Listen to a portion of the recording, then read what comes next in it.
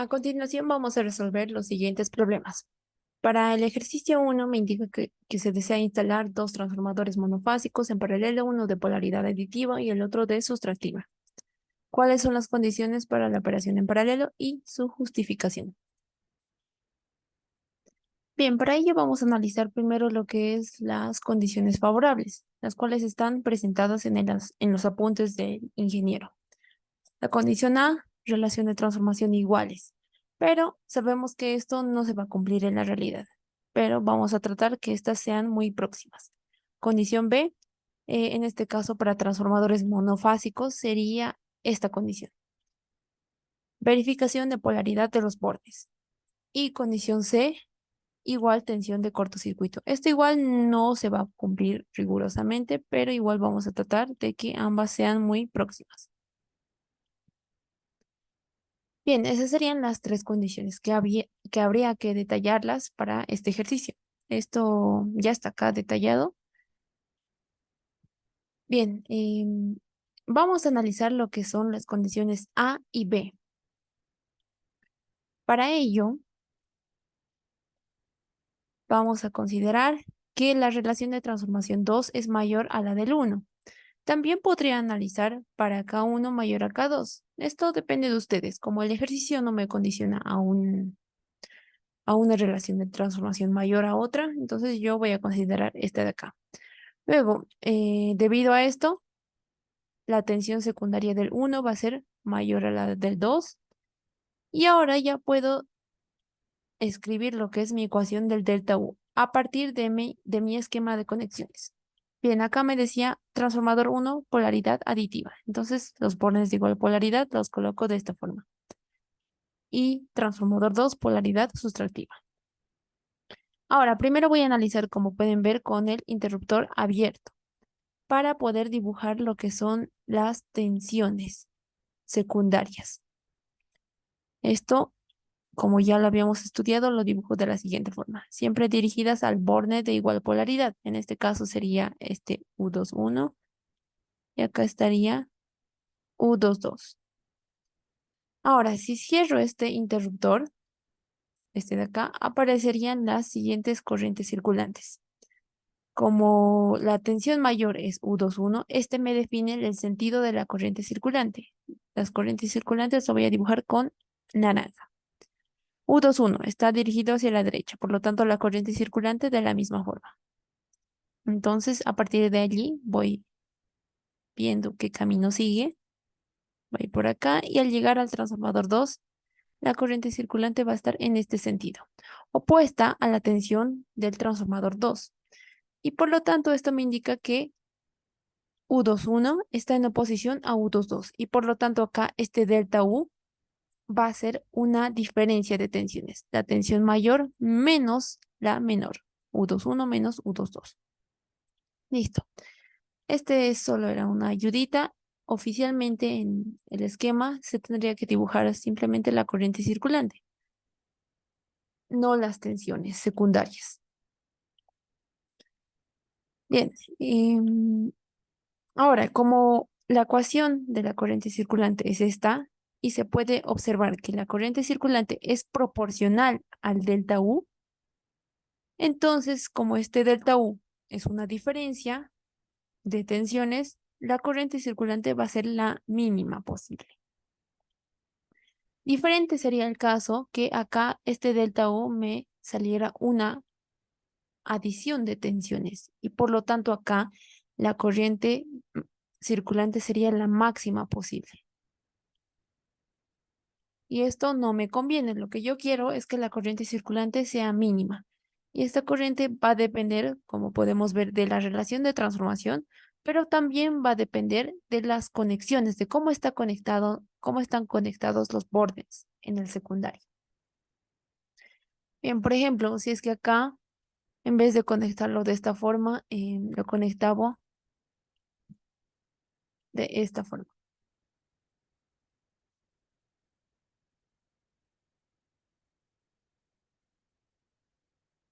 Acá va a estar y esto a la fase 2. Bien, acá siguiendo la corriente circulante, que me definía el sentido, va a ir de esta forma, acá va a subir y en este caso estaría en sentido opuesto al que anteriormente estaría analizando. Ahora, recordemos que la tensión U22 estaba igual, dirigida hacia la izquierda, apuntando hacia la izquierda. Y por lo tanto acá ambas están en el mismo sentido y acá este delta U ya no va a ser una diferencia, sino una suma. Entonces acá voy a tener la corriente circulante máxima y esto no me conviene nuevamente. Entonces acá solo analizo lo que es la corriente circulante mínima. Ahora, como les decía, estaría analizando con estos dos puntos la condición A, ya que debido a que estas relaciones de transformación no van a ser iguales, va a haber lo que es este delta U. Ahora, la condición B, debido a las conexiones. Las conexiones me definen también cómo va a estar la corriente circulante, si va a ser máxima o mínima. En este caso, nuevamente podemos verificar que los bornes de igual polaridad están conectadas a las mismas fases. Acá podemos ver, este borne está conectado a la fase 2 y este borne igual, el punto, igual está conectado a la fase 2. Y allí se verifica que la corriente circulante va a ser mínima. Bien, para el problema 2 me indica que los transformadores de distribución de la red primaria de Oruro durante un día típico de operación experimentan variaciones de carga. Bien, esto lo voy a subrayar. Desde valores muy pequeños, desde las 4 a.m. hasta valores muy grandes, hasta las 9 p.m. Si el factor de potencia es constante, analice el comportamiento del flujo. Bien, ¿cómo será el flujo? Va a variar, va a ser constante en función a la carga, porque acá la carga está variando y en consecuencia, si varía la carga, varía la corriente.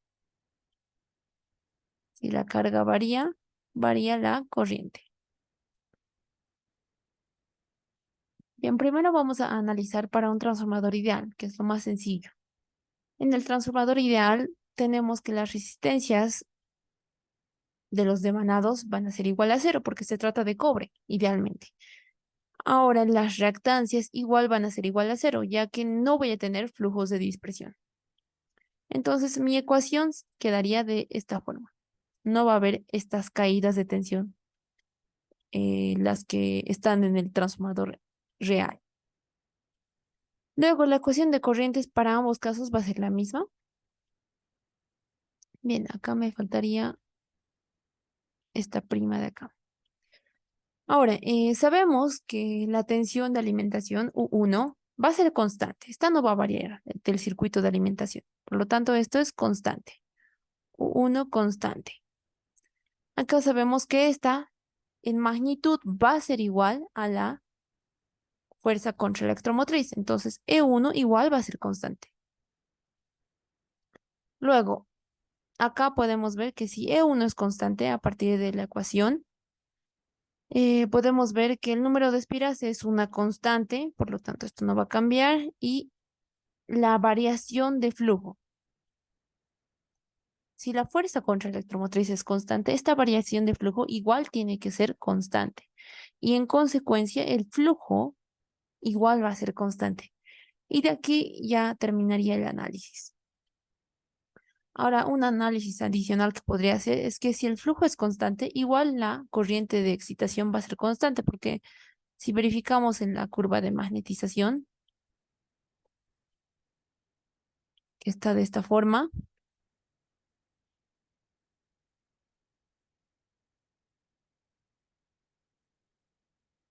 acá el flujo va a estar en esta parte, constante. Y en consecuencia, la corriente de excitación igual va a ser constante. Bien, ahora analizando para un transformador real, tendría estos términos sumando. Ahora, acá podríamos decir o podríamos creer que acá sí el flujo va a variar. Debido a que si varía la carga, varía la corriente, entonces estos valores van a variar y por lo tanto harían que la tensión primaria varía y la FEM igual, ¿no? Eso creeríamos a simple vista. Pero sabemos que estas caídas de tensión, estas de acá, son muy pequeñitas, de 3 a 5%, muy pequeñas. Y por lo tanto las podemos despreciar. Entonces, lo despreciamos estas caídas de tensión. Lo que nos va a quedar estas ecuaciones. Como pueden ver, estas ecuaciones son casi iguales a estas ecuaciones. Lo único que le diferencia acá es el signo. Esto es aproximadamente igual y esto es igual, ¿no? Pero acá entonces igual se va a cumplir haciendo el mismo análisis de acá, que el flujo va a ser, en este caso, aproximadamente constante. Flujo va a ser aproximadamente constante. Y listo. De esta forma estaría analizando el segundo ejercicio. Bien, para el tercer ejercicio, este estaba en función a la práctica. En este semestre el ingeniero les pidió que, o bueno, nos pidió que trajéramos nuestro diagrama de CAP con los mismos datos de la práctica y eso lo trajéramos al examen, ¿no? Y en función a eso teníamos que responder esta pregunta. Usando el diagrama de CAP, determine A, la caída de tensión máxima. Bien, para ello yo voy a utilizar el diagrama de CAP que lo teníamos en la clase, que es este de acá. Este diagrama de CAP, ustedes igual lo tienen en PDF. Bien, la caída de tensión máxima. Esto igual ya está en el PDF. Como acá me dice la caída de tensión máxima, es cuando el flujo, perdón, el Phi2 de la carga es igual al Phi de cortocircuito. Acá. Y el phi de cortocircuito se lo calcula de esta manera, ¿no? La reactancia sobre la resistencia de cortocircuito. Saco arco tangente y obtengo el phi de cortocircuito. Bien, entonces con ese ángulo iba al diagrama de CAP a partir de esta vertical.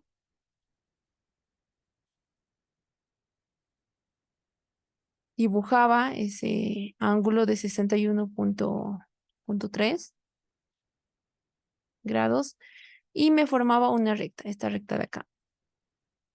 Y esta recta va a cortar a estas dos curvas, estas dos de acá, en dos puntos, el punto C y el punto P. Y este segmento CP es igual, midiendo con regla, a 4 milímetros. Estos 4 milímetros me van a ya determinar lo que es la caída de tensión máxima. Acá usando la escala que ya había usado acá, acá está, adoptando la escala de 1 centímetro es igual a 160 voltios. Por lo tanto, acá 4 milímetros, que era ese segmento CP, más por 1 centímetro son 10 milímetros, ¿no? Y esto es igual a 160 voltios. De acá voy a tener que milímetro con milímetro se va a simplificar y voy a obtener la caída de tensión máxima de 64 voltios. Una mayor caída de tensión no va a existir. Esta es la caída de tensión máxima, como su nombre le dice. Ahora, el inciso B me pedía la caída de tensión para factor de potencia igual a 1. Ah, antes, esta caída de tensión máxima me pedía en porcentaje, por si acaso. Acá yo lo he calculado en voltios. Para calcular en porcentaje, como acá arriba podemos ver, lo puedo dividir entre 150 milímetros, es decir, delta U máximo va a ser igual a esta distancia, este segmento 4 milímetros sobre 150 milímetros por 100%. Y eso me va a dar la caída de tensión máxima. ¿Por qué 150 milímetros? Porque U1 es igual a 150 milímetros. Entonces, básicamente acá estoy simplemente aplicando lo que es em, la definición, ¿no? La caída de tensión en porcentaje va a ser igual a la caída de tensión delta U en voltios sobre la tensión primaria, U1. Esto también tendría que verificarse que 64 voltios sobre la tensión primaria, que no me acuerdo cuánto es. 2400. 64 voltios sobre 2400 por 100%, me tendría que dar el mismo valor. Eso ustedes lo pueden verificar. Bien, ahora para el inciso B, la caída de tensión para factor de potencia igual a 1. Factor de potencia igual a 1 estaría sobre esta recta, este de acá. Recordemos que para el diagrama de Cobb, hacia este lado izquierdo es para carga inductiva y para el lado derecho es carga capacitiva. Pero ¿dónde está la carga resistiva, que es factor de potencia igual a 1? Es sobre esta recta. Entonces, acá ya la recta ya está dibujada. Esta recta vertical va a cortar en estos dos puntos y por lo tanto este segmento pequeño va a ser la caída de tensión para factor de potencia igual a 1. Por ejemplo, lo voy a llamar, no sé, dp'. Ya, ese segmento de P', no, D'P'. Ya, lo tengo que medir con regla, por ejemplo, me va a salir, digamos, 2 milímetros. Y de acá ya lo puedo convertir a voltios. Esto va a ser por 10 milímetros, son 160 voltios. Y de acá ya voy a obtener la caída de tensión en voltios. Listo. Para el problema 4 me indica que un transformador de 10-15 MVA o nanoNAV construido para 800 metros de altura se traslada a un lugar de 3500 metros sobre el nivel del mar, de temperatura ambiente 23 grados centígrados. Determine la reducción de potencia según la norma brasileña y según la norma ANSI y EEE de 1981, cara. Bien, esto era la misma pregunta de la práctica, por si acaso, de ese entonces. Entonces, yo les sugiero que analicen lo que es la pregunta que les he dado este semestre para la reducción de potencia por efecto altura. Entonces, vayan analizando qué es lo que se debe hacer, qué tabla se debe usar, cuándo hay una reducción de potencia, cuándo no. Todo ello había que explicar en este ejercicio, porque es el mismo que el de la práctica. Tampoco, no era necesario que tengan en el examen lo que es las tablas, porque era el mismo del ejercicio. Y lo que acá se quiere es que nuevamente expliquen cómo es o cuándo se realiza la reducción de potencia, qué condiciones se debe cumplir, qué no, todo eso explicado. No es necesario sacar valores numéricos, solo tienen que explicarlo literalmente y ya. Bien, vamos a pasar al problema 5. El problema 5 me indica dos transformadores monofásicos operan en paralelo sin carga, en vacío. Entonces, las características son, y acá me da su potencia, su relación de transformación y sus tensiones o, bueno, resistencia, reactancia e impedancia de cortocircuito en porcentaje. Acá lo que me va a interesar simplemente es la impedancia de cortocircuito, que como sabemos es igual a la tensión de cortocircuito. Bien, acá me dice que operan en vacío, se conectan según la figura dada. Acá el ingeniero en ese entonces ha dibujado en la pizarra lo que es el esquema de conexiones de los transformadores y acá me pedía calcular la corriente circulante. Bien, para ello yo he supuesto que el esquema era el siguiente y de acá ya es medio mecánico realizar esto, ¿no? Primero tengo que identificar cuál es la relación de transformación mayor. Estos son los datos que me daban.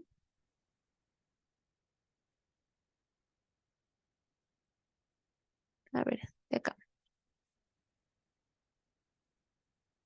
Bien, estos serán los datos: potencia, relación de transformación y tensión de cortocircuito. K1 va a ser igual a 1000 sobre 98. Esto me da 10.2. Y K2, 1000 sobre 100, 10. Claramente se ve que K1 es mayor a K2 y por lo tanto la tensión secundaria del transformador 2 va a ser mayor al del 1. La corriente de cortocircuito es esta su ecuación. Va a ser delta U, que es en este caso analizando el esquema de conexiones, ya directamente, ¿dónde estaría? Bien, acá estaría U22 y acá estaría U21. Entonces, como U22 es mayor a U21, U22 define el sentido de la corriente. Y por ello es que acá hemos dibujado la corriente circulante en este sentido. A partir de allí vamos siguiendo el camino y la corriente circulante va a ir en este sentido. La corriente circulante es opuesta a U21 y por lo tanto acá el delta U va a ser una diferencia. ¿Una diferencia de qué? De tensiones del mayor U22 menos el menor U21. Bien, las tensiones secundarias que había dibujado acá eran auxiliares, no hay que dibujar ellos, simplemente las corrientes circulantes. Bien, de acá llego a lo que es esta ecuación mediante los artificios que ya hemos estudiado, en donde el delta K va a ser igual a, como delta U es una diferencia, acá delta K en el numerador igual va a ser una diferencia. ¿Diferencia de qué? De la relación de transformación mayor menos la menor. K1 menos K2. Listo. La media K lo calculo de esta forma, reemplazo todos los valores, obtengo este valor. Delta K igual ya lo puedo calcular, obtengo este valor. Y en este caso se puede ver que según la norma, esto se debería cumplir. Para K mayor a 3. 10.1 es mayor a 3. Entonces, delta K tendría que ser menor o igual a 0.5. 2.02% es mayor a 0.5. Por lo tanto, esto no lo cumple, no cumple la norma. Y de acá ya puedo suponer que la corriente circulante ya me va a salir muy grande, inadmisible. De acá solo me faltaría calcular lo que son las corrientes nominales. La corriente nominal del transformador 1 secundaria va a ser la potencia sobre su tensión secundaria. Listo, reemplazo. Obtengo 1000 amperios para el transformador 2 lo propio, o cálculo 2000 amperios. Listo. De acá reemplazo en la ecuación de la corriente circulante y obtengo este valor, 272 amperios, muy grande. Para hallar lo que es en porcentaje y ver su magnitud en función a la tensión nominal, reemplazo, ¿no? Esta corriente circulante que he calculado sobre la corriente nominal del transformador 1. También podría aplicar esta otra ecuación, que igual está demostrada por el ingeniero. Directamente podría haber hallado lo que es la corriente circulante en porcentaje. Directamente, sin calcular la corriente circulante en amperios. Entonces acá reemplazaba este valor de 2.019, que la tensión de cortocircuito de ambos era 5%. La potencia del transformador 1 era de, no, acá está, ¿no? 100.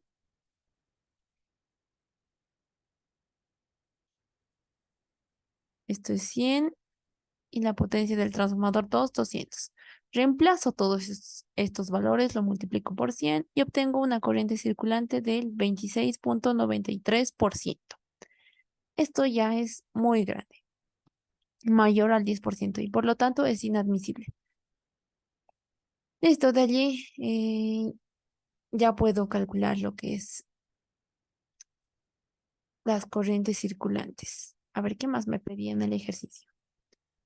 Bueno, acá no me pedía calcular la corriente circulante en porcentaje, simplemente la corriente circulante. Bien, aplicando esta otra ecuación, igual les va a salir que la corriente circulante en porcentaje es 26.93. Vamos a pasar al siguiente ejercicio, que me pide analice el uso de autotransformadores para los siguientes casos. A, una fotocopiadora de 110 voltios en la red de baja tensión de Oruro.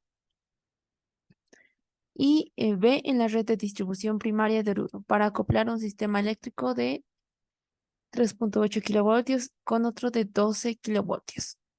Bien, me presenta tres casos. Estos tres casos los analiza en clases el ingeniero. Los mismos ejemplos incluso. Bien, para ello vamos a utilizar el volumen del cobre del autotransformador. Primero para la fotocopiadora, en el secundario, perdón, en el primario del transformador para una fotocopiadora voy a tener 220, lo que tengo en el enchufe. En el secundario, lo que quiero en la fotocopiadora, 110. Esa va a ser mi relación de transformación para el autotransformador. Esta relación de transformación, siempre recordando, tiene que ser siempre mayor a 1. Bien, analizando, reemplazando en esta ecuación, esta relación de transformación, obtengo que el volumen del cobre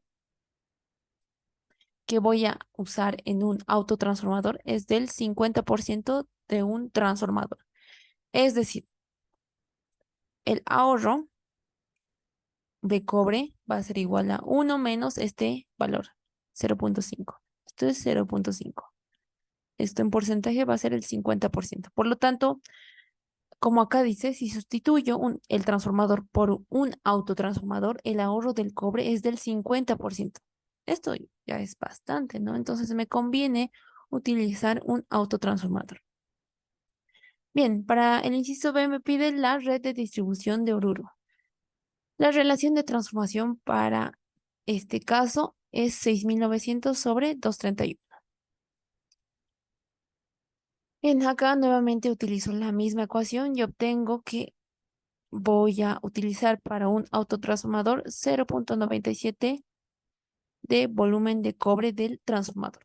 Es decir, el ahorro va a ser igual a 1 menos 0.97 y esto va a ser igual a 0.03. Esto en porcentaje es del 3%.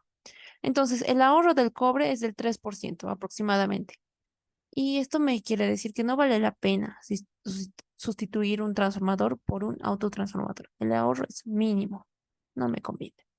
Porque la sustitución de un transformador por un autotransformador se los realiza por un motivo económico netamente.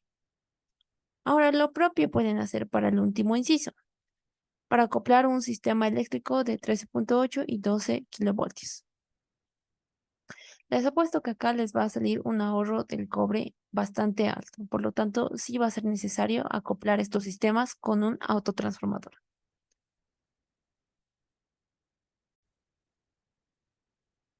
Finalmente, vamos a analizar los siguientes problemas. Bien, para el problema 1 son netamente preguntas teóricas. Me pide analizar la corriente de excitación en los transformadores ideal y real. Bien, esto ya lo habíamos estudiado. Es básicamente el mismo análisis que habíamos hecho en esta parte. Luego, analiza la corriente de conexión del transformador de distribución y de potencia. Sabemos que cuando un transformador se energiza, es decir, cuando U1 es igual a 0 y crece, se crea una corriente de excitación transitoria muy grande, varias veces la nominal. Esta corriente de excitación para un transformador ideal sería de la siguiente forma. Su forma de onda sería de esta forma.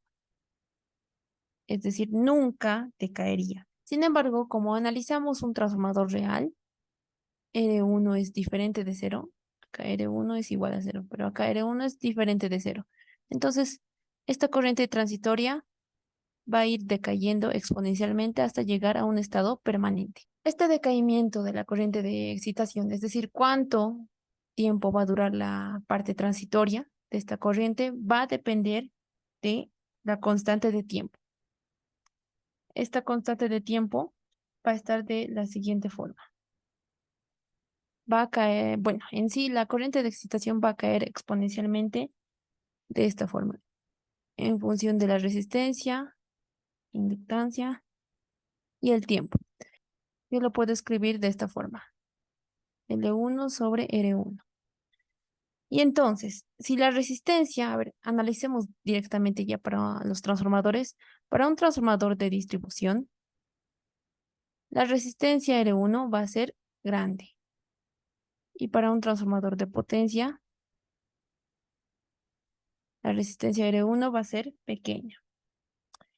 Bien, entonces si tengo una mayor resistencia, esta constante de tiempo va a ser menor, ya que es inversamente proporcional, y por lo tanto, a ver, acá voy a escribir constante de tiempo menor, y por lo tanto, la duración de la parte transitoria de la corriente de excitación va a ser menor. Acá va a durar unos 10 ciclos, unidades pequeñas. Esa va a ser la duración de la parte transitoria. Sin embargo, cuando R1 es pequeña, la constante de tiempo va a ser grande. Y esto me va a conllevar de que la parte transitoria dure un tiempo de 1 minuto aproximadamente. Listo, y ese sería el análisis para los transformadores de distribución y potencia. Nuevamente, si R1 es grande, la función exponencial va a caer más rápido, es decir, más rápido se va a extinguir la corriente transitoria. Y es por ello que para un transformador de distribución, como R1 es mayor, el tiempo en el que se extingue la parte transitoria es menor. Bien, ahora vamos a analizar lo que es el segundo problema, que me dice que se tienen dos transformadores, ambos de polaridad aditiva. Esto ya lo podemos dibujar y acá está claramente. Ambos de polaridad aditiva. El transformador 1 tiene el tap nominal, el tap en la posición nominal, y el transformador 2, el tap nominal más 2,5%. Dibuje un esquema de conexiones tal que la corriente circulante sea mínima. Verifique la tensión entre los transformadores y determine la corriente circulante. Bien, primero me está pidiendo dibujar este esquema tal que la corriente circulante sea mínima. La corriente circulante va a ser mínima cuando haya un delta U con una diferencia de tensiones. Y esto ya lo puedo asegurar. Directamente de manera fácil sería conectar los bornes de igual polaridad a la misma fase. Acá, este borne a la fase 1 y este borne a la fase 1 igual. Listo, acá ya se puede comprobar que la corriente circulante me va a salir mínima. Bien, eso ya lo vamos a hacer rápidamente. Abro este interruptor, todavía no va a existir esta corriente circulante. Entonces las tensiones van a estar dirigidas al borne marcado con punto. Esto sería U22, esto es U21. Acá, algo que me faltaba acá analizar es la relación de transformación. ¿Cuál es mayor? Acá ya me está diciendo en qué etapa está en cada transformador. Entonces, esto no me lo tengo que asumir. Esto ya me va a dar el ejercicio. Entonces, antes de realizar este análisis, voy a calcular la relación de transformación. Pero como no me da datos, voy a trabajar de manera literal. Para el transformador 1, su relación de transformación va a ser la tensión nominal sobre la tensión nominal secundaria, ¿no? Porque me dice que su cambiador de espiras está en el tap nominal. Pero para el transformador 2 está del nominal más 2,5%. 2,5% es decimal, en decimal es 0,025. Bien, más acá. Entonces hago estas operaciones, acá me va a salir 1,025 y acá U1 sobre U2 nominales era igual a K1 y entonces eso lo he reemplazado en esta parte, 1,025 de K1. Y acá claramente se ve que K2 es mayor a K1, esto de acá. Además puedo calcular la media, que simplemente sería la raíz de ambas relaciones de transformación multiplicadas y me va a salir la media en función a K1 igual. Listo. De acá ya tengo cuál es el mayor. Entonces, el que me define el sentido de la corriente circulante es U21, ya que es la tensión mayor. Entonces, acá está U21. U21, entonces en el mismo sentido va a estar la corriente circulante. Y a partir de ello voy viendo en qué sentido va. En este caso ya está el interruptor K cerrado. Subo por acá y la corriente circulante va a estar apuntando hacia la derecha, opuesta a la tensión secundaria del transformador 2. Por lo tanto, acá ya se corrobora que este delta U va a ser la tensión mayor menos la tensión menor, debido a que la corriente circulante y la tensión secundaria 2 están opuestas. Bien, entonces ya he corroborado que la corriente circulante va a ser mínima. Ahora, los valores de la impedancia de cortocircuito no los tengo. Potencias tampoco me dan. Peor, tensiones, no los tengo. Entonces voy a analizar según la norma si es que teniendo estos parámetros de K1, perdón, K2 igual a 1.025 de K1, se cumple la norma. Entonces voy a calcular este delta K, porque la norma está en función a la media K y al delta K. Entonces K2 es igual a 1.025 de K1. K1 sigue siendo lo mismo y la media ya lo he calculado acá, 1.01. De acá haciendo operaciones, como pueden ver, K1 del numerador se va a simplificar con K1 del denominador, lo que me va a quedar solo números. Esto me va a dar resultado a un valor de 2.45%. Y esto claramente se ve que es mayor al 0.5%, inadmisible. Y de acá ya puedo aseverar de que la operación de los dos transformadores en paralelo es inadmisible, no es posible. Bien, como les decía, la corriente circulante no lo puedo calcular en valor numérico, ya que no me dan los datos. Pero ya con esto puedo decir que la corriente circulante va a ser muy grande. Eso sería que lo completen. ¿Algún comentario extra que podrían poner en este ejercicio? Bien, con esto ya habría resuelto este problema. Pasemos al siguiente. Bien, para el problema 3 me pide dibujar el diagrama vectorial de dos transformadores en paralelo, correctamente conectados sin carga en condiciones de K1 menor a K2. Esta es una condición importante. K1 menor a K2. Y la potencia del 1 mayor a la del 2. Bien, primero analizaremos K1 menor a K2. De acá, esto ya lo hemos repetido bastante. K1 es, bueno, la relación de transformación es inversamente proporcional a la tensión secundaria. Entonces, en este caso, U21 va a ser mayor a U22. Y esto se puede ver en el diagrama vectorial. Acá está U21, mayor a U22. Listo. Ahora, la potencia mayor a la del 2. La potencia es inversamente proporcional a la impedancia. Entonces, acá voy a tener que la impedancia de cortocircuito del 2 va a ser mayor a la impedancia de cortocircuito de 1. Esto ambos lo puedo multiplicar por la corriente circulante, ya que en magnitud la corriente circulante para ambos, IC1 e IC2 es la misma. Acá voy a escribir IC1, IC2 son iguales en magnitud. Acá IC. Listo. De acá ya puedo aseverar que el triángulo de el transformador 2, que sería, a ver, este de acá, este triángulo verde. Debido a esto va a ser mayor, es decir, acá A2, B2 y C va a ser mayor al triángulo de el transformador 1, que sería este de acá, el naranja. Esto va a ser mayor a A1, B1 y C. Listo. Y eso se puede ver en el diagrama vectorial.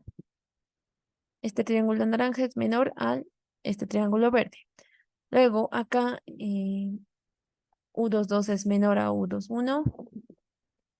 Y la tensión secundaria de ambos transformadores U20, cuando ya están operando en paralelo, como veíamos acá está, este U20, no va a ser ni U21 ni U22, va a estar en el medio. O bueno, depende a estos triángulos de cortocircuito. En este caso, estaría más cerca a U21, debido a que este triángulo es mayor. Bien, esto igual lo han hecho en clases con el ingeniero de manera más detallada. ¿De dónde salen estas ecuaciones? Eso les pido que revisen.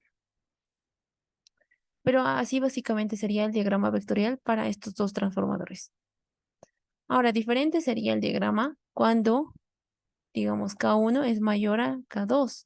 En este caso se cumpliría que la tensión del secundario del transformador 2 va a ser mayor a la tensión del secundario del transformador 1.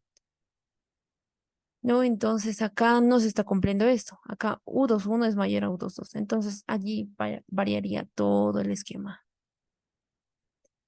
Bien, vamos a pasar al ejercicio 4. Bien, esto como les digo es de la práctica. Esto igual es del examen del anterior semestre.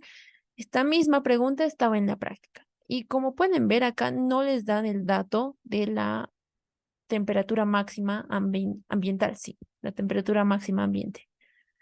Pero acá, como les decía, solo tienen que explicar qué condiciones se tienen que cumplir para que se reduzca potencia, cuáles no, qué tablas hay que usar, cuáles no, qué gráficas, ecuaciones, todo eso. Bien, finalmente se interconectan dos sistemas eléctricos A y B, 110 kilovoltios, 100 kilovoltios respectivamente por medio de un transformador trifásico. Bien, la potencia transferida, la potencia total de este transformador trifásico es de 10 megavolt ampere. Estudia la posibilidad de usar un autotransformador. Bien, para ello utilizo la ecuación del volumen del cobre, ya la hemos estudiado en el anterior ejercicio. La relación de transformación sería 110 sobre 100. Reemplazo todo en este paréntesis y me va a salir 0,091. Esto en porcentaje va a ser 9,1%. Ahora, el ahorro del cobre va a ser 100% menos este 9,1, es decir, 90,9% de ahorro de cobre. Es bastante, entonces se justifica plenamente la elección del autotransformador. Entonces, elijo usar un autotransformador en vez de un transformador, ¿no? Y la potencia transferida, que me dice acá, es de 100 MVA, la potencia del transformador. Y este sería su esquema del autotransformador.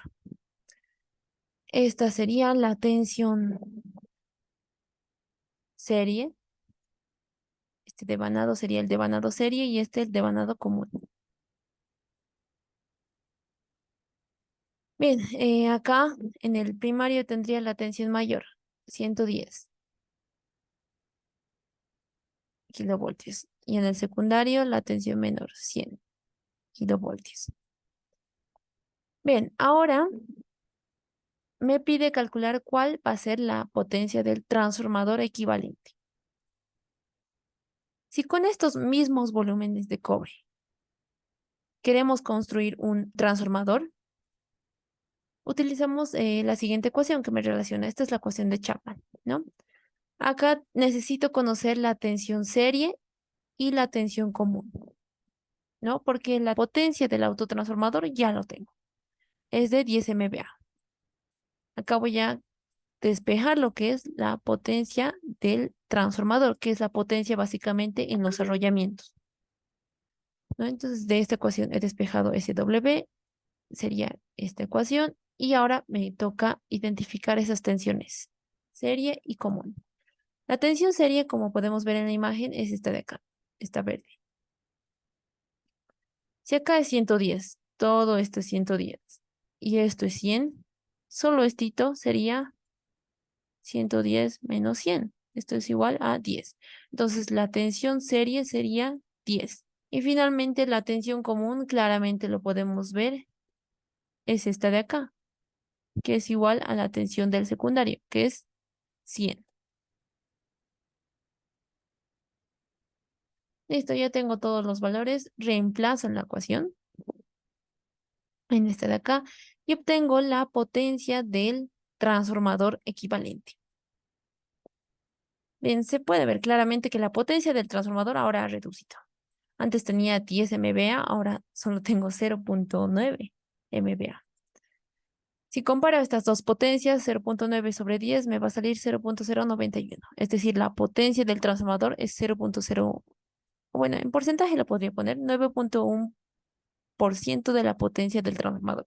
Muy pequeñito. Si deseo utilizar un transformador con la misma potencia, es decir, tener un transformador de 10 MVA, Pero ahora ya no va a ser con el mismo volumen del cobre, ¿no? Voy a tener que aumentar cobre.